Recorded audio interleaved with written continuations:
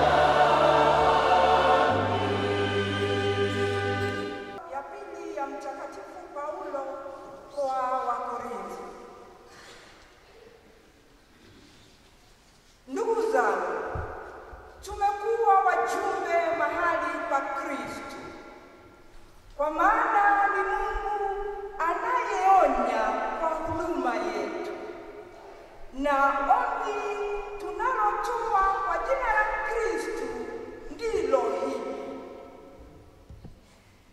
mpatanishwe na Mungu.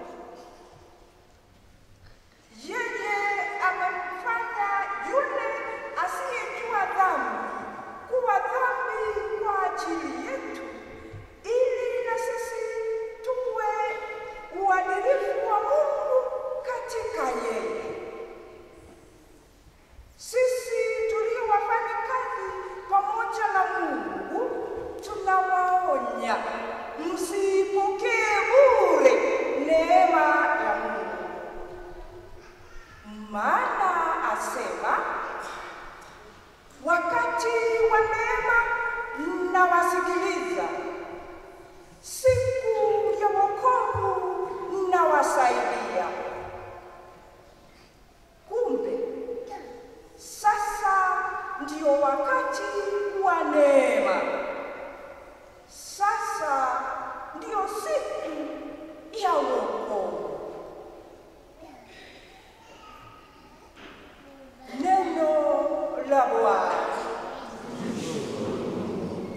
Tusimameni kwa Injili. Bwana awe nanyi.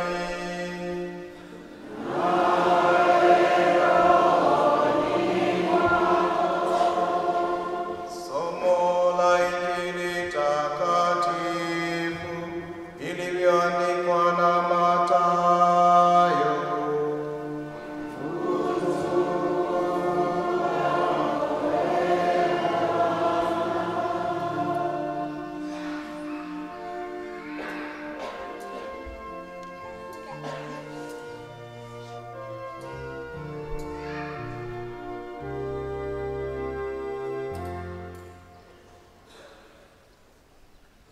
Wakati ule Yesu aliwaambia wafuasi wake, angalieni msifanye matendo yenu mema mbele ya watu, kusudi wawaone.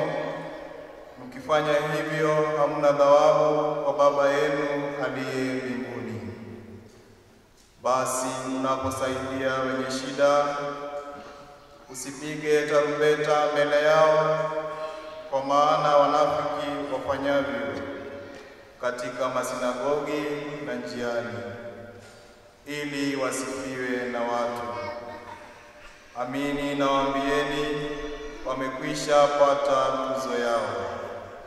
Wewe unaposaidia wenye shida, hata mkono wako wa kushoto usimjue tendo la mkono wako wa kuume. Hivyo ufadhili wako uwe faraghani, na Baba yako aonaye faraghani atakutukuza. Kadhalika mnaposali, msiwe kama wanafiki. Hao wanaposali wapenda kusimama katika masinagogi na njia panda, ili waonekane na watu. Amini nawaambieni, wamekwisha pata tuzo yao. Wali wewe unaposali, ingia chumbani mwako, funga mlango wako, usali kwa Baba yako faraghani, na Baba yako aonaye faraghani atakutukuza. Mnapofunga, msikunje nyuso kama wanafiki, maana hujiungwa usoni, ili waonekane kwa watu wanafunga. Amini nawaambieni, wamekwisha pata tuzo yao. Bali wewe unapofunga, ujipake mafuta kichwani, unawe uso, ili usionekane kwa watu unafunga, ila kwa Baba yako aliye faraghani, na Baba yako aonaye faraghani atakutukuza. Injili ya Bwana.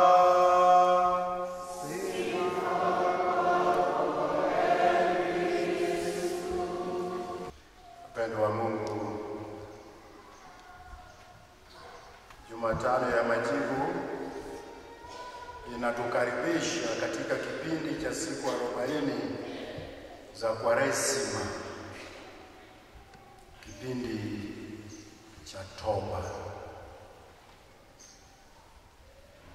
Majivu tunayopokea kwenye baadhi za uso zetu ni ishara ya utakaso wa roho zetu,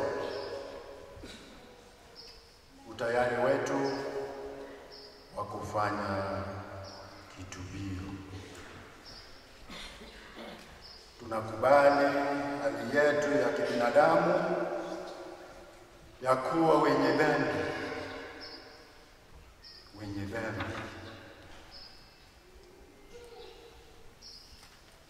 Kwa maana nyingine, majivu ni onyesho la nje la kukubali udhaifu wetu mbele za Mungu na hamu yetu ya kuwa na uongofu wa ndani, tukiwa na matumaini kwamba Mungu Mwenyezi, Mungu Baba ataturehemu. Nabii Yoeli anatueleza jinsi Mungu anavyowaita watu wenye sala ya kweli na toba. Nirudie kwa moyo wenu wote kwa kufunga na kulia na kuomboleza. Irarueni mioyo yenu, sio mavazi yenu. Mrudieni Bwana kwa moyo, kwa mioyo yenu yote. Mungu anataka wale wote waliomwacha wayageuze maisha yao na kuwarudia kikamilifu. Wapendwa Mungu, huu ndio mwaliko unaotolewa kwetu sisi sote tunaosherehekea Jumatano ya Majivu ya mwaka huu. Kuna nguzo tatu za Kwaresima kama ilivyoelezwa katika Injili ya leo kutoka Injili ya Mtakatifu Mateo. Nguzo ya kwanza ni sala. Kipindi cha Kwaresima ni kipindi cha kuimarisha maisha yetu ya sala. Nafasi ya kipekee ya kuhudhuria misa takatifu mara nyingi zaidi kuliko hapo awali. Hata kusali rosari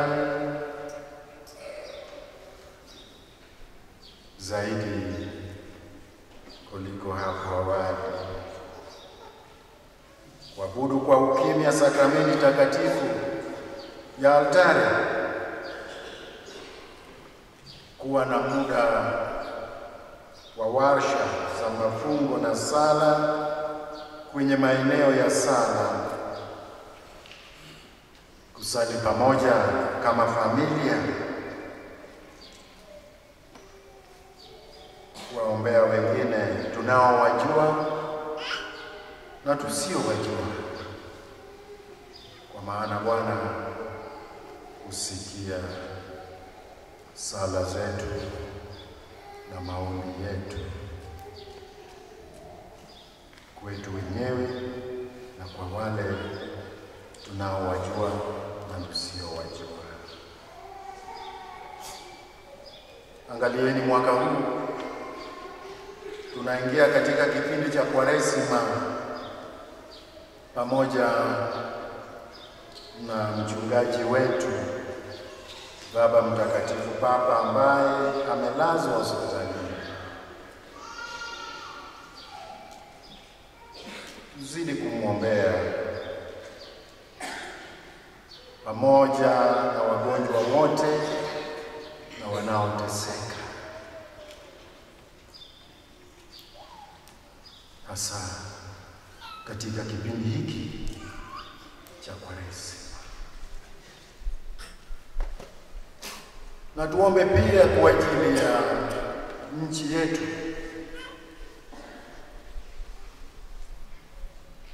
iwe nchi tunayostahili, the country that we deserve,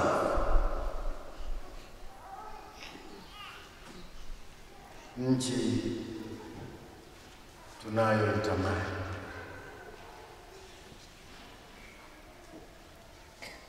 nchi isiyo na ufisadi, isiwe nchi ya kitu kidogo, na mara nyingi ni nchi ya kitu kikubwa.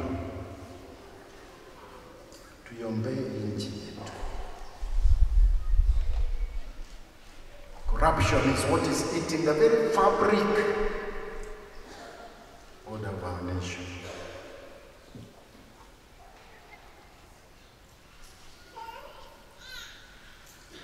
Nchi ambayo maisha ya familia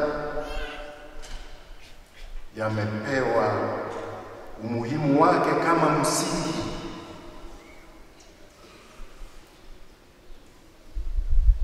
Nchi ambayo vijana wetu ambao ndio majority wana utu wao, uwezo wao na ustadi wao unatambulika.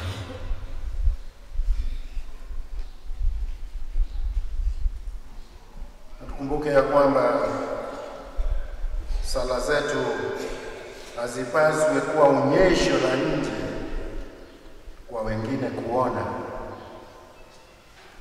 bali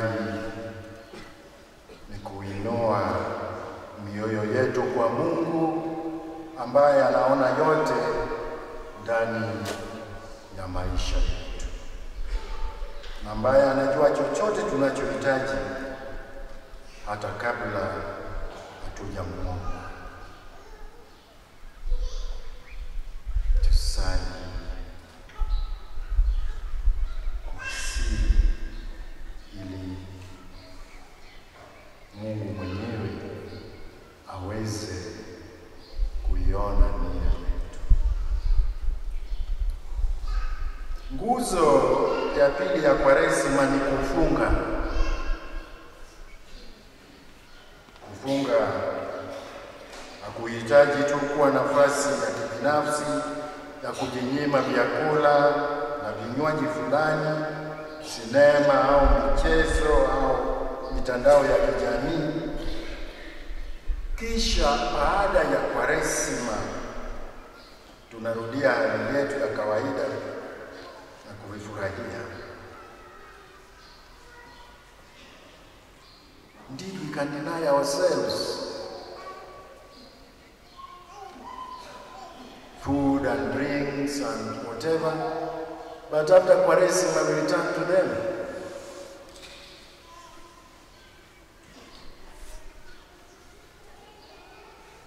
So they are very important. They are part and parcel of fasting, but there must be something more.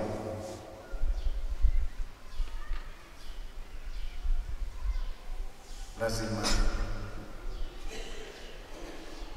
tufanye kitu ambacho kitahudumu, that which will remain after Kwaresima.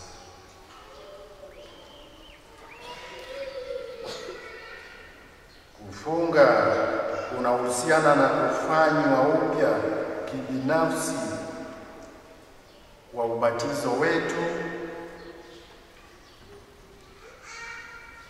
na uongofu wa kibinafsi kwa Kristo.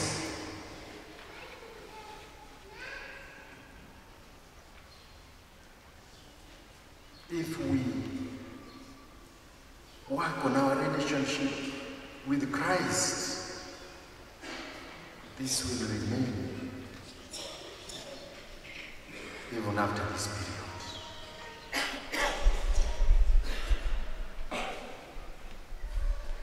Hii ni kwa mtu binafsi na jumuiya nzima ya Kikristo ya kanisa.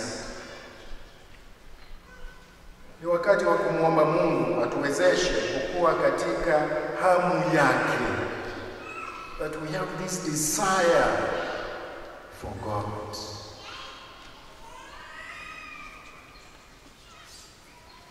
So simply say, Lord, I want you alone. You alone. It is you I desire.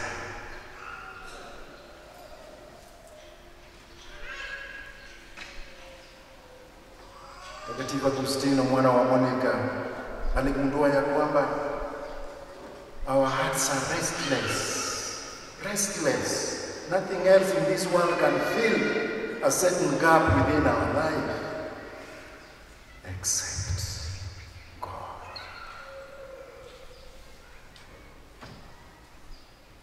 Tuache kipindi hiki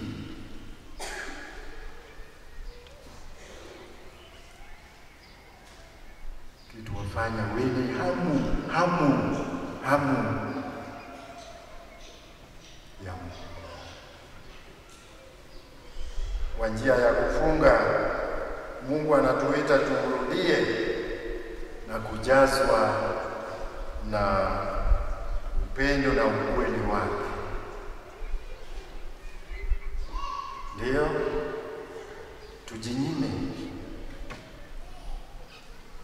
lakini tujinyime kwa kuwa tunajenga uhusiano wa karibu mno na Bwana Mungu na kuwa na hamu. Leo hii na hata Ijumaa Takatifu tukumbuke ya kwamba hizi ni siku ya kujinyima na kufunga. Nguzo ya tatu ya uchamungu ni matendo ya huruma, almsgiving. Matendo ya huruma kama vile sala na kufunga zinaweza kutufaidi ikiwa tunasukumwa na upendo wa Mungu. Badala ya kutamani thawabu au aina yoyote ya majionyesho ya kibinadamu. Kumsaidia mwenzako, ukianza kutaja kwa kila mtu, tendo hilo, msaada huo ni bure, kwa maana sio kwa upendo wa Mungu na upendo wa mwenzako, bali ni majionyesho. Ukituletea milioni yako ili wengine waone, tutakurudishia siku hiyo hiyo.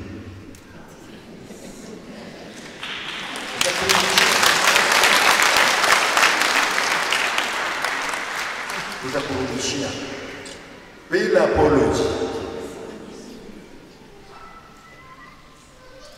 Zawadi yoyote inayotolewa lazima itolewe kwa siri, kwa upendo wa Mungu.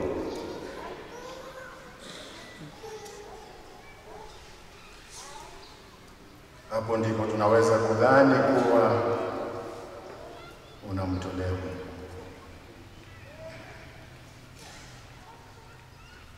Tunahitaji kuwalisha wenye njaa na kufanya aina nyingine za ukarimu, kurekebisha mahusiano yaliyovunjika, kusamehe wengine wote. Hiki ndicho kipindi.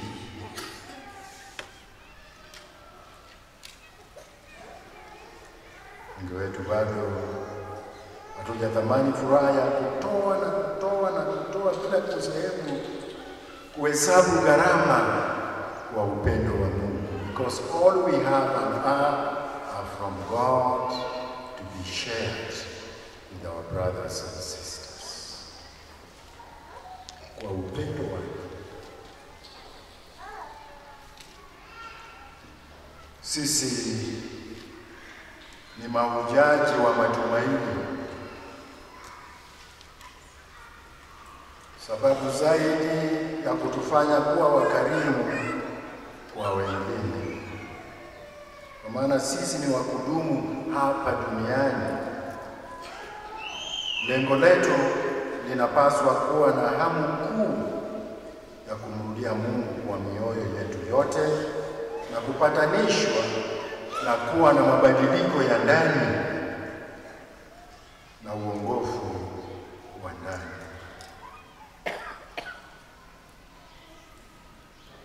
Tunapopakwa majivu kwenye paji la nyuso zetu, tunakumbushwa maisha ya kufa kwa neno kumbuka, remember. Kumbuka mwanadamu kuwa wewe ni mavumbi, ni mavumbini utarudi. Kumbuka,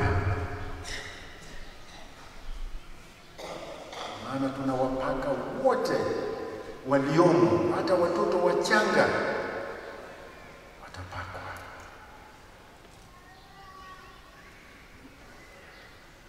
Wazazi wetu wa kwanza walikataa kukumbuka asili yao wakiwa viumbe. Walitaka kuwa kama Mungu muumba wao. Uasi wao ulikataa upendo wa Mungu na amri za Mungu na urafiki wa kimungu, na wakaachwa peke yao katika uumbaji, wakawa uchi. Bila Mungu sisi si kitu. Leo tunaambiwa kumbuka, jua kwamba wewe ni msafiri wa muda katika dunia hii, si wa kudumu. Acha dhambi na uwe mwaminifu kwa Injili. Kumbuka kuuliza katika kipindi hiki, nimetoka wapi mimi? Kwa nini nipo duniani?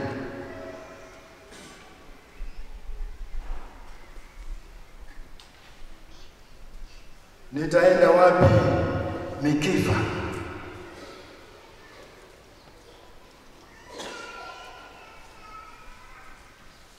Na nitafikaje huko? How will I reach there?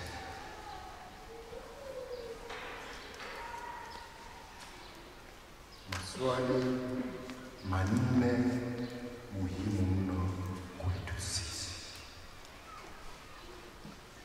Basi pamoja na mtunga Zaburi, kwa kuwa sisi sote ni wenye dhambi, tuombe huruma ya Mungu, kwa kuwa tumeasi utakatifu na upendo wa Mungu. Na sasa ndio wakati unaokubalika, vile Mtakatifu Paulo anavyotuelezea, vile alivyo waelezea Wakorinto. Sasa ni siku ya wokovu. Kipindi hiki ndicho wakati wa wokovu. Huu ni wakati wa kuishi maisha ya neema ambayo tumepokea kutoka kwa Mungu. Kipindi hiki cha Kwaresima kiamshe upya ndani yetu njaa, kiu na hamu kubwa zaidi ya Mungu.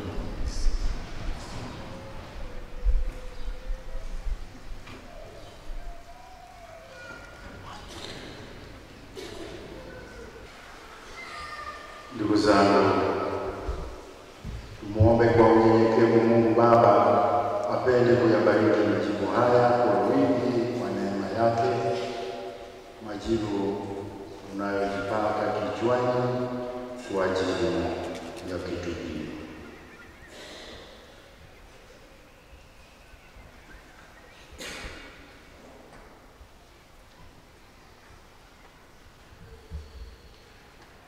Ee Mungu unayeguswa na unyenyekevu wetu na kutulizwa na matendo ya toba, uyaelekezee maombi yetu sikio la huruma yako. Uwe radhi kuwamiminia neema ya baraka yako watumishi wako watakaopakwa majivu haya, ili wakidumu katika nidhamu ya Kwaresima wastahili kulifikia hitimisho la fumbo la Pasaka la mwanao kwa mioyo iliyotakaswa kwa njia ya Kristo Bwana wetu.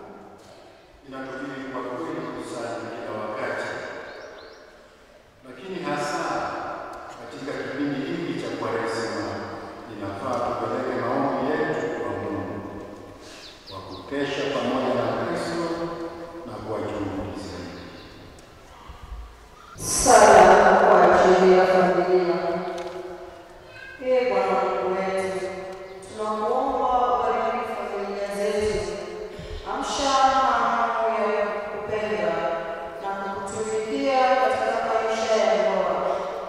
Tuongoze kwa hekima yako ili tufanye familia zetu kuwa hekalu la Roho Mtakatifu. Tuongezee mapendo na uwajibikaji katika huduma ya kulea kizazi kijacho kwa utajiri wa neema yako. Ziunganishe familia zilizotengana na kuziimarisha zile zilizounganika kwa nguvu ya Roho Mtakatifu.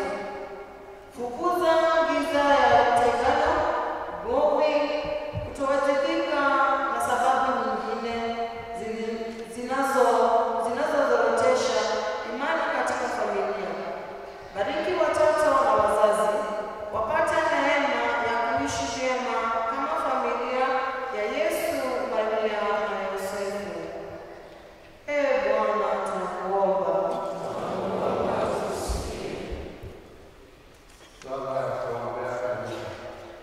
Ee Mungu Baba Mwenyezi, Muumba wa mbingu na nchi, tunakabidhi kanisa mikononi mwako, kubariki na kuimarisha katika huduma ya kuleta wokovu duniani kote. Wajalie viongozi wetu wa kidini busara ya kuongoza kundi lako kwa ujasiri na hekima. Bariki Baba Mtakatifu, makardinali, maaskofu, mapadri, watawa na viongozi wote wa kanisa letu. Tunaombea Roho Mtakatifu awe msaada wa viongozi katika uchungaji wao. Tujalie pia sisi waamini wote tuwe na mahusiano mazuri na viongozi wetu kwa kusimama imara katika imani yetu kwa maneno na matendo. Ee Bwana, tunakuomba. Sala kwa ajili ya wenye mahitaji ya kipekee. Ee Mungu Baba uliye asili ya huduma yote, ulituumba tuishi kwa furaha na afya njema. Tunakuomba utuwezeshe kuwa wakarimu kwa wote wenye shida na mahitaji mbalimbali katika maisha. Uwape wagonjwa wote uponyaji kwa uwezo wako. Uwe msaada na faraja kwa maskini na wote wanaotaabika. Utujalie busara ya kuwatunza wakongwe kwa upendo mkuu. Uwape raha ya milele marehemu wote. Ee Bwana, tunakuomba. Sala kwa kuombea nchi yetu. Ee Mungu Mwenyezi wa milele, Baba wa mataifa yote na watu wote, tuangalie kwa huruma sisi watu wako wa Kenya. Kwa baraka yako utuwezeshe kuishi maisha mema kama ipasavyo wana wako. Uangaze watawala wetu, sheria wanazotunga zilingane na sheria yako wewe uliyetuumba kwa ajili yako. Tena situsaidie kupata manufaa ya hapa duniani. Uwashe moto wa mapendo yako mioyoni mwetu. Mapendo haya yasaidie kushinda tengano, ushindani na chuki na ukabila. Utuunganishe sisi sote kwa maungano wa ndugu, tupate kwa msaada wa neema yako kuwa na umoja katika wewe, Baba wa wote. Ubariki taifa letu liweze kustawi na kushika amani na mataifa mengine. Ee Bwana, tunakuomba. Salamu Maria.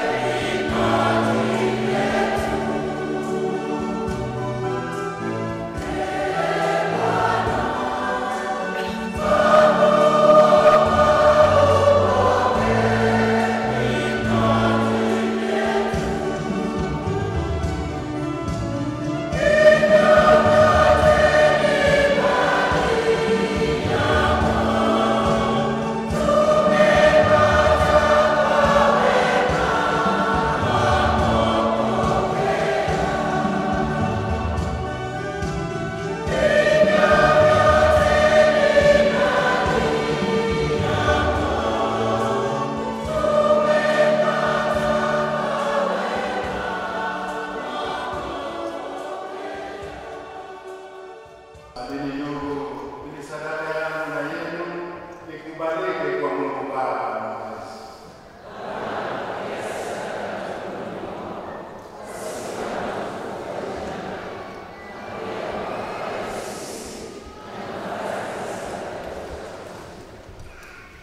Bwana, kwa kutoa dhabihu hii ya kuanzia rasmi kwa rasmi, tunakuomba kuzishinda tamaa mbaya kwa njia ya matendo ya kitubio na upendo, nasi tukiisha utakaso wa dhambi tustahili kuwa na moyo wa ibada wa kuadhimisha mateso yake mwanao anayeishi na kutawala daima na milele.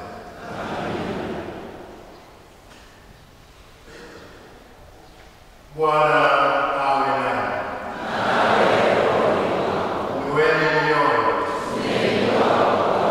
Mshukuru Bwana Mungu wetu. Kweli ni wema na haki tendo la kufaa na kuleta wokovu. Tukushukuru wewe daima na popote, Bwana Baba uliye mtakatifu, Mungu mwenyezi wa milele. Wewe kwa njia ya mfungo wa mwili unazuia vilema vyetu, unainua roho zetu, unatujalia fadhila na thawabu kwa njia ya Kristo Bwana wetu. Kwa njia yake malaika usiku wa damu yako, enzi ukuabudu na mamlaka kukupigia magoti wakitetemeka. Mbingu na nguvu za mbinguni na waserafu wenye heri wa kuadhimisha pamoja kwa shangwe. Tunakusihi tujalie tujiunge nao kwa wimbo wa sifa, tukisema kwa sauti ya unyenyekevu.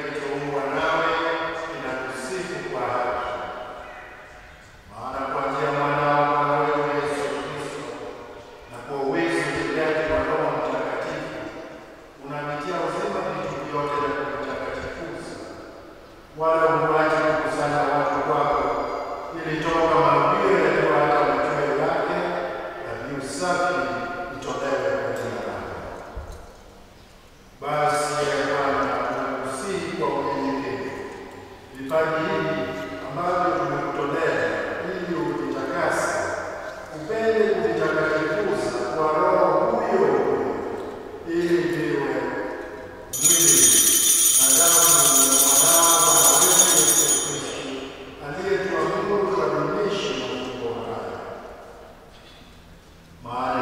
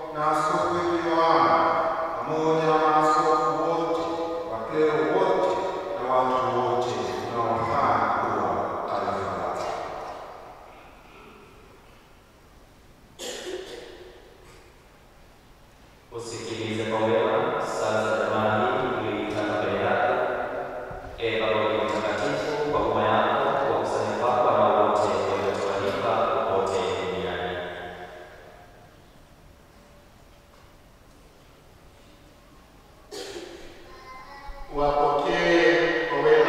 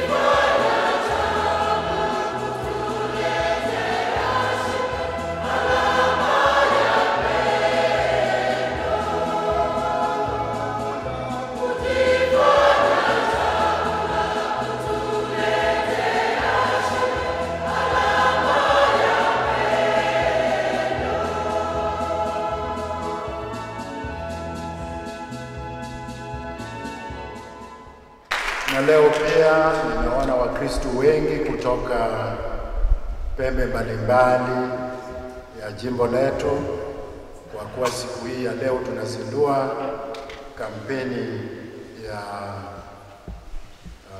Kwaresima jimboni. Kwa hivyo nawashukuru sana commissioners na Wakristo wengine waliojiunga nasi na hasa mapadre kutoka parokia mbalimbali waliojiunga nasi siku hii ya leo. Makofi kwao. Basi mada ya kampeni ya Kwaresima mwaka huu ni Kenya tunayoitamani, the Kenya that we desire.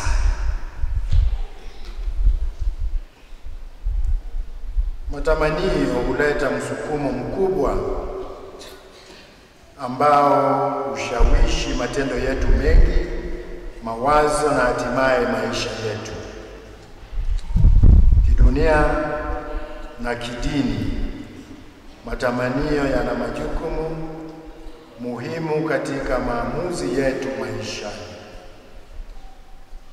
Mara nyingi matamanio ya jamii za ulimwengu hujitokeza wazi kwa kutaka sana ufanisi wa mali na pesa, starehe na raha za kibinafsi, ama kutoshekeleza haja za kila mtu binafsi. Matamanio husukuma watu kutimiza malengo, kupata wanayoyahitaji na kuridhika. Lakini kidini, matamanio yana maana ya ndani ya kiroho. Kwa Wakristo, kutamani sio tu kutosheleza mahitaji binafsi, lakini ni hamu kuu ya kutimiza mapenzi ya Mungu duniani kama yanavyotimizwa mbinguni. Ni kutamani utakatifu, unyoofu na kuishi kulingana na mpango mtakatifu wa Mungu. Tunakumbushwa katika Mika 6 sura ya mstari wa 8 kwamba yeye amekuonyesha yaliyo mema, na Bwana anataka nini kwako ila kutenda haki na kupenda rehema na kwenda kwa unyenyekevu na Mungu wako. Kutamani yanayolingana na haki, huruma na unyenyekevu utuelekeze kutimiza mapenzi ya Mungu. Lakini yasipolingana, matamanio yanaweza kumsukuma mtu kwa ubinafsi na dhambi. Matamanio ya Kristo huonekana wazi kwa yanavyosukumwa na mapenzi kwa Mungu na majirani, yakilenga kutenda mema kwa manufaa ya wote. Katika Biblia, matamanio ni jambo la kutatanisha. Maandiko yanazungumzia jinsi tamaa hutujia kwa njia nyingi. Yanaweza kuwa hisia ya kimaumbile, chanzo cha majaribio, ama nguvu inayoweza kumwelekeza mtu kwa utakatifu au dhambi. Katika Mwanzo sura ya 3 mstari wa 6, matamanio yanajitokeza kwa mara ya kwanza wakati Hawa alipoona ya kuwa ule mti ulifaa kwa chakula, ulipendeza macho na kutamanika kwa maarifa. Tamaa hiyo ndiyo ilimletea mwanadamu laana ya Mungu. Kwa upande mwingine, Biblia inawasilisha matamanio kama jambo takatifu na adilifu. Katika Zaburi 37 mstari wa 4, wanamtumaini Bwana, wanatenda mema na kupendezwa na uaminifu. Wanaahidiwa kuwa wajifurahishe katika Bwana, naye atawatimizia haja za moyo.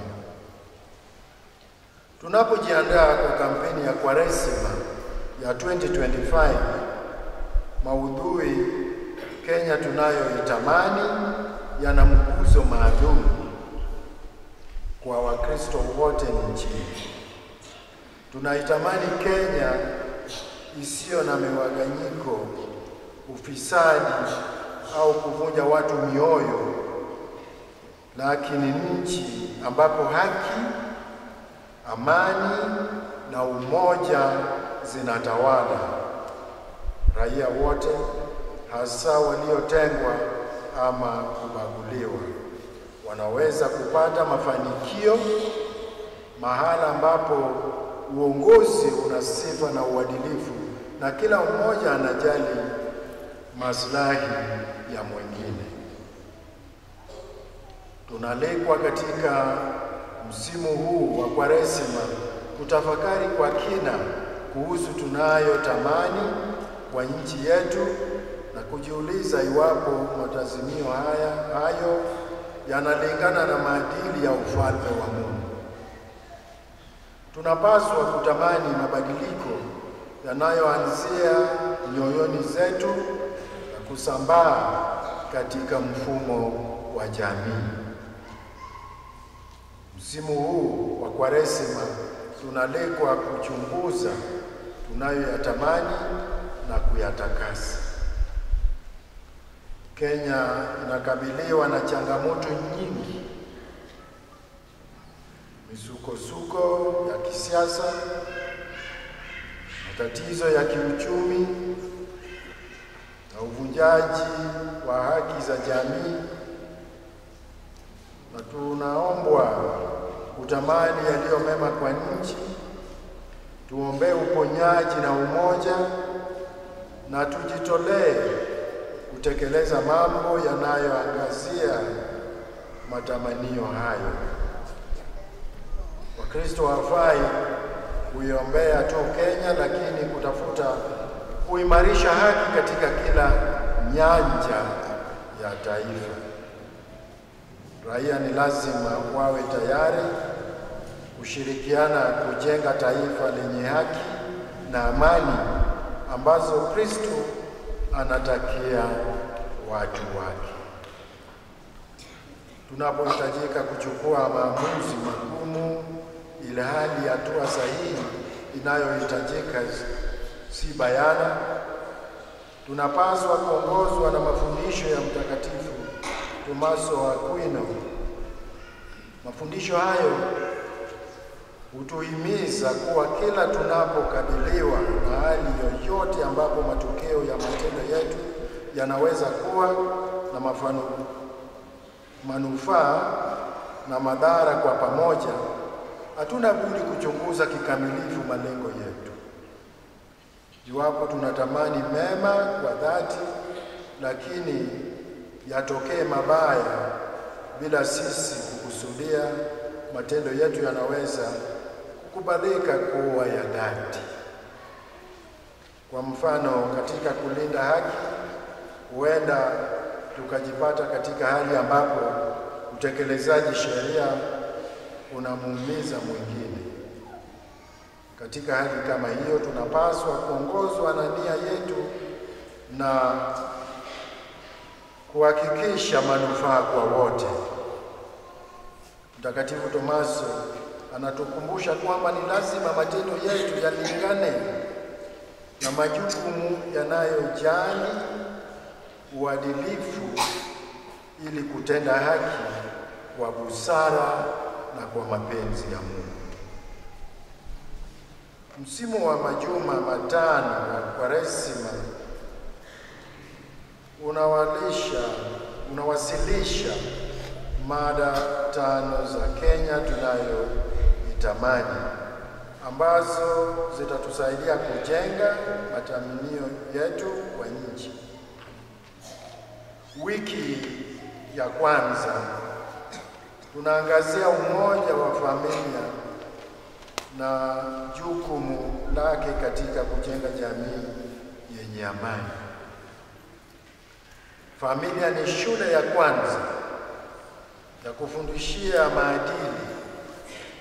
Familia iliyoungana kujenga taifa lenye umoja. Tunashughulikia suala la ufisadi na haja ya uwajibikaji katika wiki ya pili. Matarajio ya kuwa na Kenya isiyo na ufisadi yanapaswa kueneza mizizi ndani mwa kila mmoja wetu.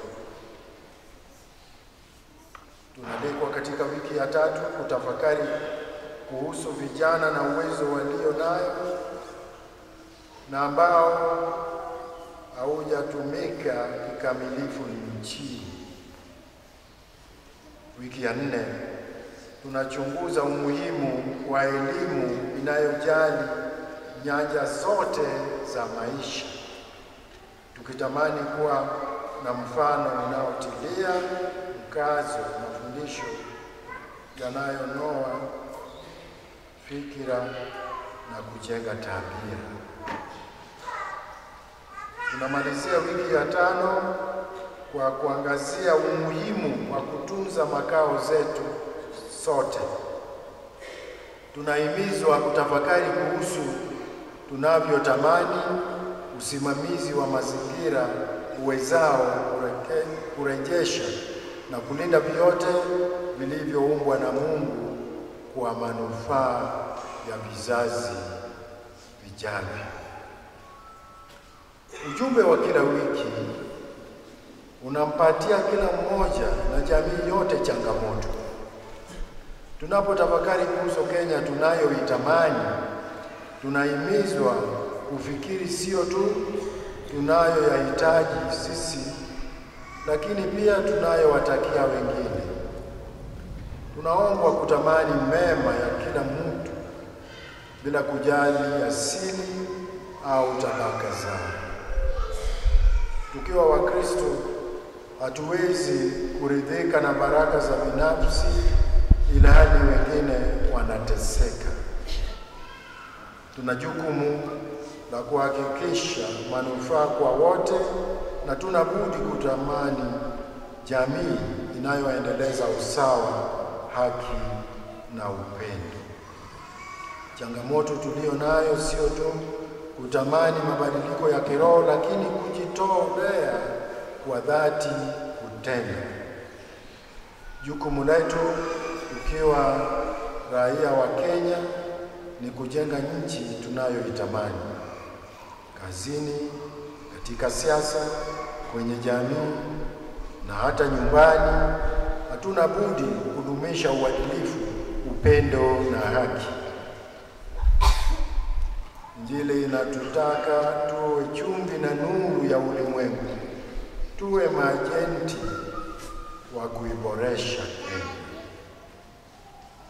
Safirini ya msimu huu wa Kwaresima, tutafakari maneno ya mwizi mwema ambaye pia alisulubiwa msalabani, aliyesihi, Yesu, nikumbuke utakapoingia katika ufalme wako. Luka 23 mstari wa 44. Hata nasi tutakaze matamanio yetu na kuhakikisha yanalingana na ya ufalme wa Mungu, ukiangazia mema ya wote, hasa waliotengwa, waliokandamizwa na wasio na sauti. Hatimaye tumgeukia Mama Maria aliye mfano kamili wa kutamani mapenzi ya Mungu. Sala nazo tutolea sisi wanawe ziongoze matamanio yetu na kutuletea Kenya yenye mafanikio, haki na huruma. Kwa sala zetu kupitia kwa Mama Maria, zituwezeshe kufahamu matamanio kamili ya Mungu kwa taifa letu, na tushirikiane kuhakikisha yanatimia. Amina. Na kuna jambo moja sisi maaskofu wote wa Kenya tunawaomba Wakristo wetu wote wa Katoliki na watu wenye nia njema, kwa kuwa nchi yetu kuna changamoto nyingi, ili kila Ijumaa tafadhali, sio tu Jumatano ya Majivu na Ijumaa Takatifu, bali kila Ijumaa ya kipindi hiki cha Kwaresima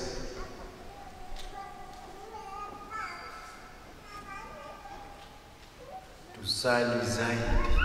Na kusali tu haitoshi, tusali na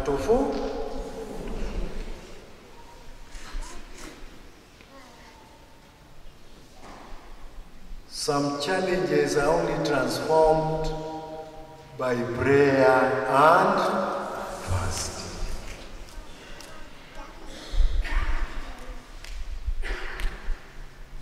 One meal on Friday, each Friday of Lent. Tafadhali. If you can stay the whole day bila, hautagojeka kwa kuwa kuna changamoto ya idara ya afya.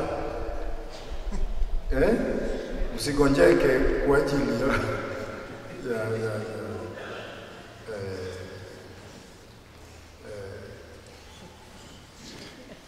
request yetu maaskofu. Ni jambo muhimu mno. Tusali na tufunge kwa njia ya pekee kila Ijumaa, kwa njia ya pekee. Muwe na Kwaresima uliobarikiwa, Kwaresima yenye matunda mengi mema.